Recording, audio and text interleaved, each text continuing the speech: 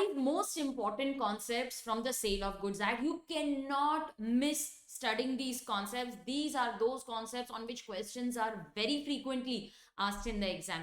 If you see the paper of the last 5 attempts, you will notice that questions have been asked on these 5 concepts. So watch the video till the end because we are going to discuss 5 most important concepts from the Sale of Goods Act. Hi, I am CA Preeti Agarwal and I teach law for CA Foundation and CA Inter. If you are searching for best revision lectures, then your search ends here. Visit my website capreetyagarwal.com for lectures, books, and test series.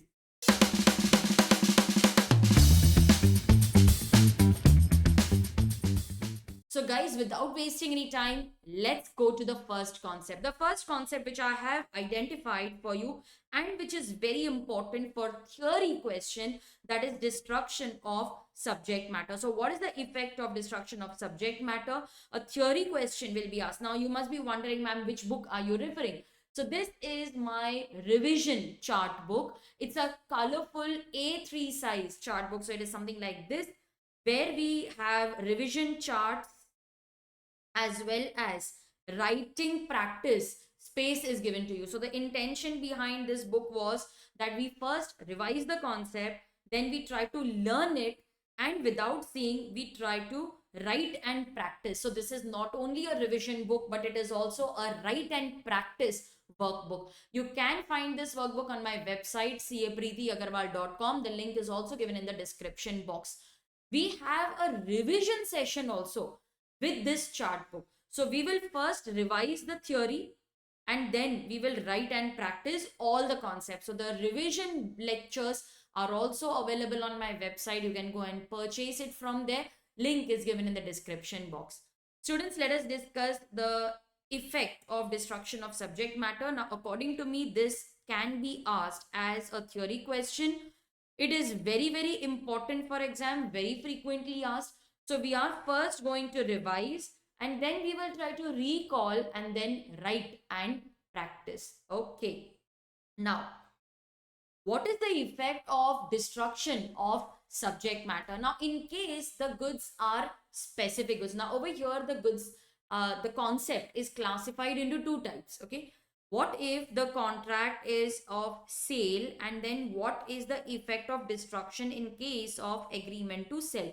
So you need to first understand that this section is discussing two concepts, or you can say that this concept has two sections. One is what is the effect of destruction in case of specific goods, and what is the effect in case of sale, and what is the effect in case of agreement to sell. Okay. Now, it is a contract of sale. Now, what happens in a contract of sale? Ownership can be transferred immediately. And what about agreement to sell? Ownership will be transferred at a future date or on fulfillment of certain conditions. So yes, in case of sale, the ownership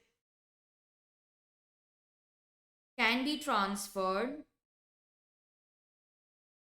immediately. And in case of agreement to sell, it will be transferred at a future date or on fulfillment of certain conditions. Okay, that is an agreement to sell. Now, it is sale and the goods are specific goods. Specific goods are those goods which I have already identified, we have already agreed upon at the time of contract of sale. So in case of specific goods, okay, now the goods have already perished before making. So what is the keyword over here? The goods have perished before making the contract of sale. You should always study these concepts with the help of example. Now let's say, for example, that X and Y, they are entering into contract for sale of horse, but unknown to both the parties, the horse died in the stable. Now they are not aware that the horse is already dead. Okay, so they are entering into a contract for a dead horse. Is it possible to perform? No. Now in this case, it is a contract of sale. It means ownership can be transferred immediately. But because the horse has already died in the stable, this contract is impossible to perform. Law says it is void ab initio. Now, why is before the keyword over here? Now, the goods have already perished before making the contract of sale. You are now entering into contract for goods which do not exist. You are not aware of it. The agreement is void. So, law says that the contract is void ab initio. It is based on, you can either write mutual mistake of fact, that is bilateral mistake, or you can make it impossible on the basis, or you can say this is void ab initio on the basis of impossibility. Okay, this is initial impossibility. Now, what are the three conditions to be satisfied? The sale is of specific goods. The goods have so damaged, they have become so perished that they no longer answer the description. Now, in this case, I am entering into a contract for sale of a live horse, but unknown to both of them, the horse had already died. So that dead horse is not matching the description. One more example. Let's say that I want to sell my Honda City car to you. We are sitting in the office and entering into a contract. Unknown to both of us, a truck rammed into my car, and that Honda City has now become nano car. So when we go to, maybe we wanted some reading or something like that, and we say, where is my car? This is my car. It is no longer answering the description in the contract of sale. I was entering into contract for sale of Honda City car, and this looks like a nano car. It is not matching my description. The seller is not aware of the destruction. Seller is innocent. So what are the three conditions to be satisfied? This chart book will make it very easy for you to learn the concepts. You can easily elaborate these charts into sentence form in the exam. How will you do that? In case the goods have already perished before making, I have also highlighted the keywords. Now, in the lecture also, we go on highlighting the keywords, we write examples. So, this is writing practice workbook. The contract is void ab initio, but what are the conditions to be satisfied to make it void ab initio? The first condition is that the contract is for sale of specific goods. Second condition, goods have become so damaged, they have perished before making the contract of sale, and the seller is not aware of the destruction. Okay.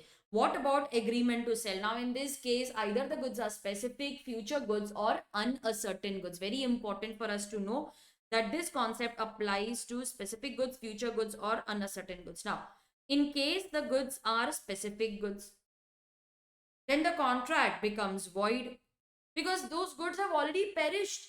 Now, what happens in case of agreement to sell? See, I have entered into an agreement to sell before it becomes sale. During this period, the goods are destroyed. Okay, so the goods are destroyed during this period. That is when the agreement is entered, but before it materializes into sale. So if the goods are specific, contract becomes void because I don't want any other goods. I have already specified the goods which I want. Contract is void provided the goods are destroyed due to the fault of neither buyer nor seller. If it is future goods, now X had promised that he will grow and sell 10 tons of wheat. Now he had sowed 10 tons of wheat, but due to some crop damage, he could give only 8 tons. Okay, so I have entered into contract for sale of 10 tons. I want 10 tons only. I will not take 8 tons.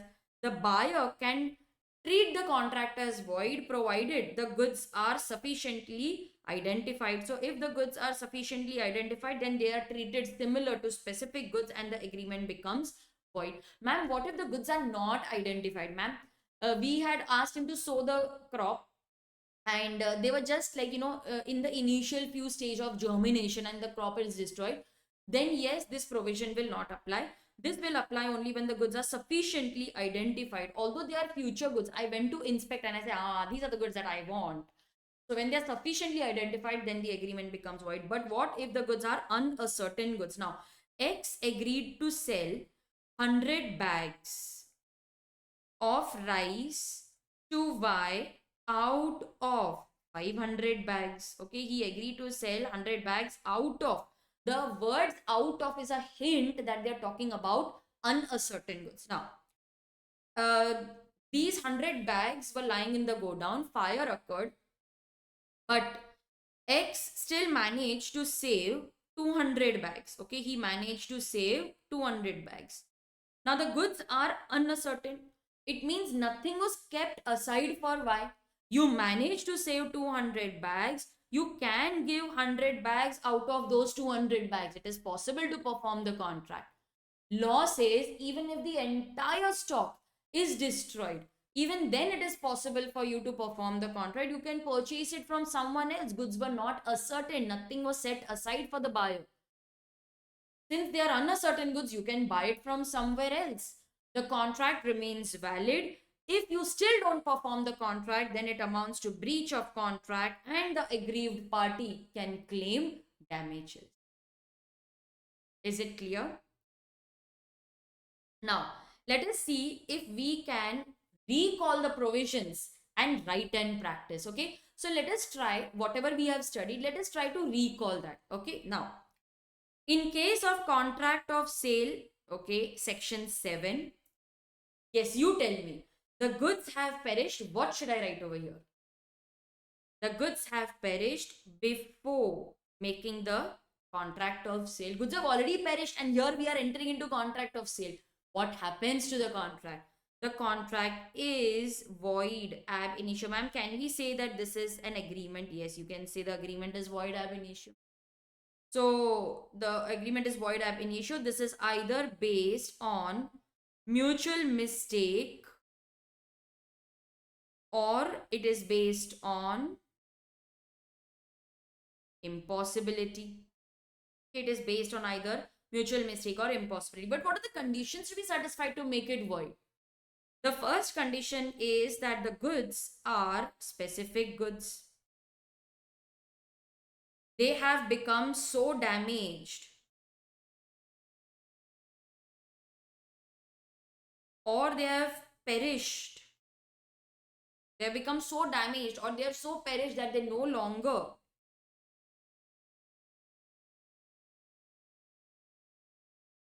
answer the description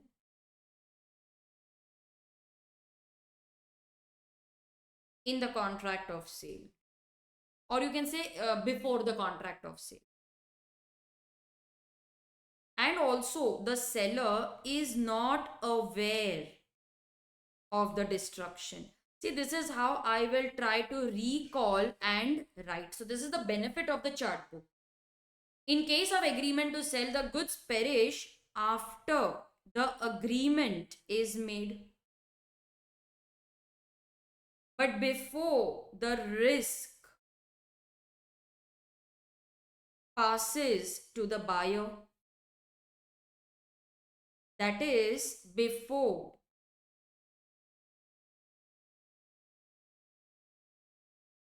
completion of sale.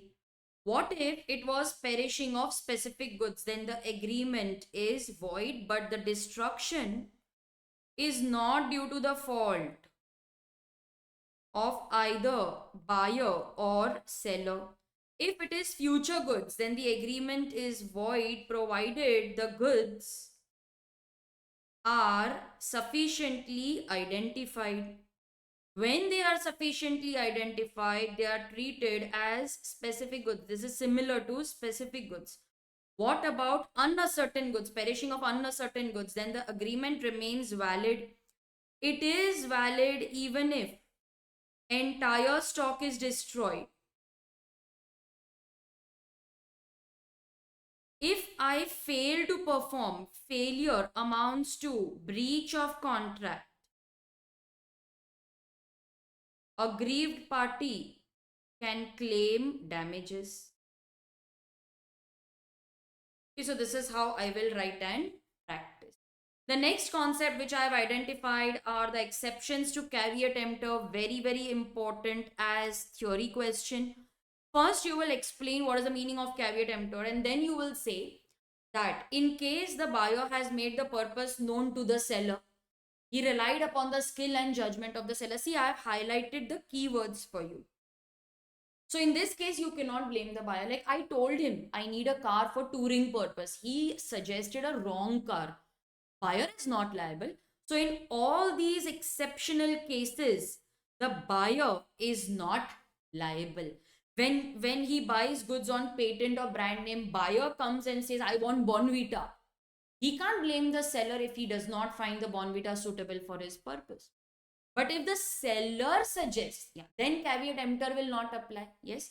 So when we rely, now in case of brand name or patent name, the buyer relies upon the seller's skill and judgment, and the seller gives wrong suggestion, then the buyer is not liable. In all these cases, buyer is not liable. Goods are not as per description, they are not as per sample as well as description. You cannot blame the buyer.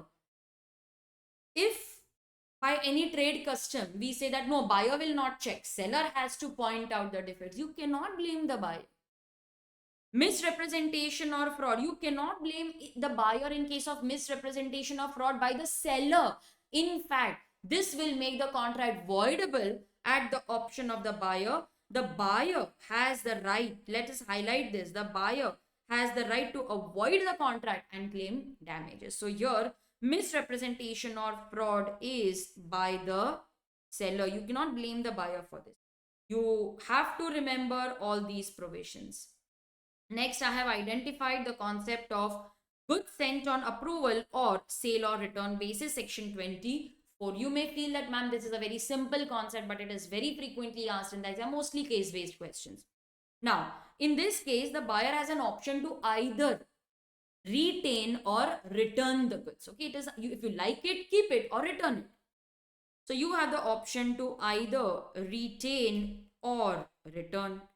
When is the ownership transferred? When the buyer gives his approval. Or let's say, for example, I had given him a food processor for 7 days. Okay, for 7 days. Now, time limit is given. He confirms or time limit expires. Okay, either he will confirm, he will give his approval, or 7 days are over, he has not returned nor given any confirmation. We will assume that he has accepted the goods. Ma'am, time was not given. Then on the expiry of reasonable time, we will assume that because he has not returned the goods, it means he wants to become the owner. Ownership is transferred. This is very important when he does some act adopting the transaction. Now let's see, for example, X sold goods to Y on sale or return. Y further sold them to Z on sale or return. See, now you will sell only those goods which you consider your own. So by selling the goods further, he has started considering goods as his own. He has adopted the transaction. Ownership is transferred.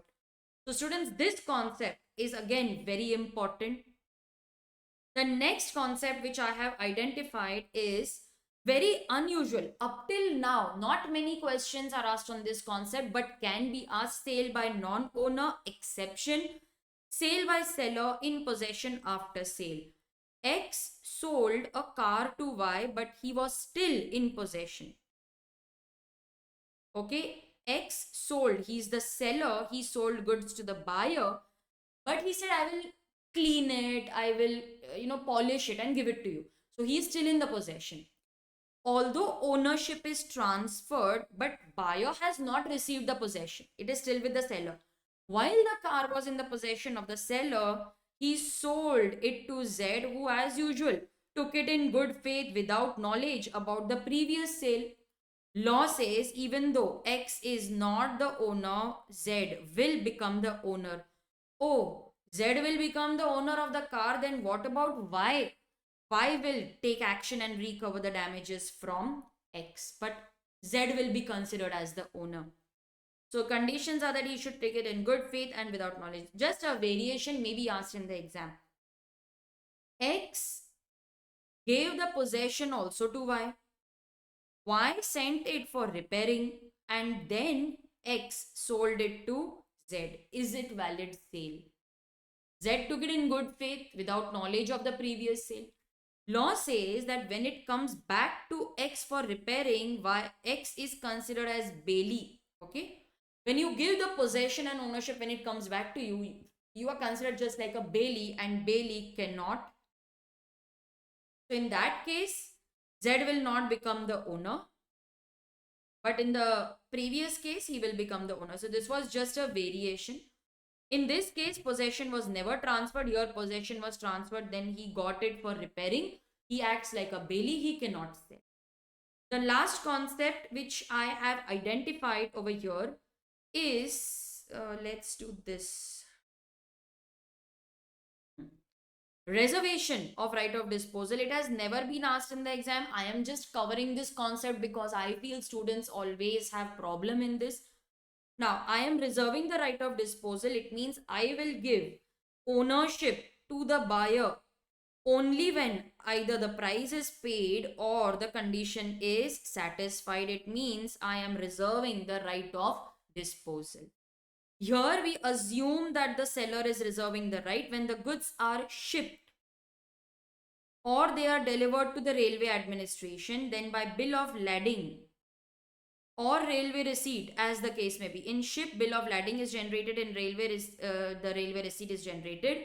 Now, the seller, instead of delivering these instruments to the buyer, he gave it to his agent with instructions that give it to the buyer only when he pays the price or the conditions are fulfilled. It means he is reserving the right of disposal. See, these are ownership documents. By giving these documents, you are giving ownership. But seller, instead of giving the document to buyer, he is giving that ownership document to the agent. And he's telling the agent, give it to the buyer only when he pays the price. Seller is reserving the right of disposal.